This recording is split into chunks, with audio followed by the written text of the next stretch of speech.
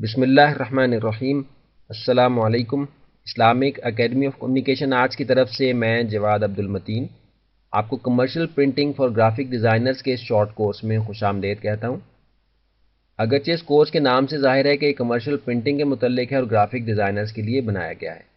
لیکن مجموعی طور پہ اس سے وہ لوگ بھی فائدہ اٹھائیں گے جو کہ گرافک ڈیزائنرز نہیں ہیں، لیکن کسی بھی اعتبار سے ان کو کمرشل لیول کے پرنٹنگ ورک فلو میں سے گزرنا ہوتا ہے۔ مثال کے طور پہ اگر آپ کا اپنا بزنس ہے اور اپنے بزنس سے متعلق کوئی مٹیریل آپ کمرشلی پرنٹ کرانا چاہتے ہیں، یا آپ کسی ادارے میں جاب کرتے ہیں جہاں آپ کو کوئی ایسا پروجیکٹ دیا جاتا ہے، یا آپ دوسرے لوگوں کو ان کے پرنٹنگ کے پروجیکٹس کر کے دینا چاہتے ہیں اور اس کے ذریعے سے آپ جائز آمدنی حاصل کرنا چاہتے ہیں، تو ان ساری صورتوں میں انشاءاللہ آپ اس کورس سے بھرپور استفادہ حاصل کر سکیں گے۔ اس کورس کے شروع میں ہم ایک ڈیزائن کو ڈسکس کریں گے۔ اس میں ہم ڈیزائن سے متعلق وہ معلومات حاصل کریں گے جو کہ بڑے پیمانے پہ پرنٹنگ کے لیے ہماری فائل جو کمرشل پرنٹنگ ورک فلو میں جاتی ہے اس سے پہلے ہمیں جن چیزوں کا خیال رکھنا ہوتا ہے۔ ہم نے یہ دیکھا کہ جو students Islamic academy of communication arts سے گرافک ڈیزائننگ کے کورس مکمل کر چکے ہیں، اگرچہ وہ بہت اچھا کام کر رہے ہیں اور کسی طرح کا بھی پروجیکٹ ان کو دیا جائے تو وہ اس پہ بہت آسانی کے ساتھ کام کر لیتے ہیں، لیکن کمرشل پرنٹنگ ورک فلو کے متعلق معلومات نہ ہونے کی وجہ سے وہ خود سے اس سارے پروسیجر کو ہینڈل نہیں کر پاتے۔ وہ اس بات سے گھبراتے ہیں کہ ڈیزائن تو ان کے کمپیوٹر پہ تیار ہو گیا، اب آگے کے جو سٹیپس ہیں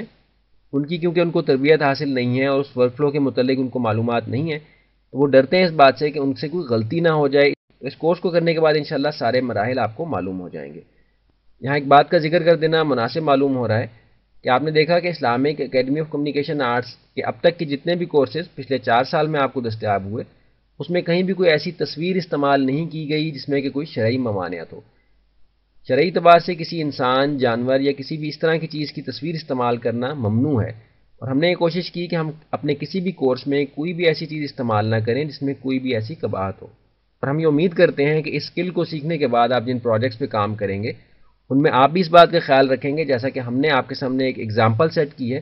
کہ اتنے سارے کورسز کے اندر کہیں بھی ہم نے کوئی چیز ایسی استعمال نہیں کی۔ اکثر ہی ذہن میں خیال آتا ہے کہ آج کل کا ماحول ایسا ہے یا لوگوں کی ضرورت ایسی ہے،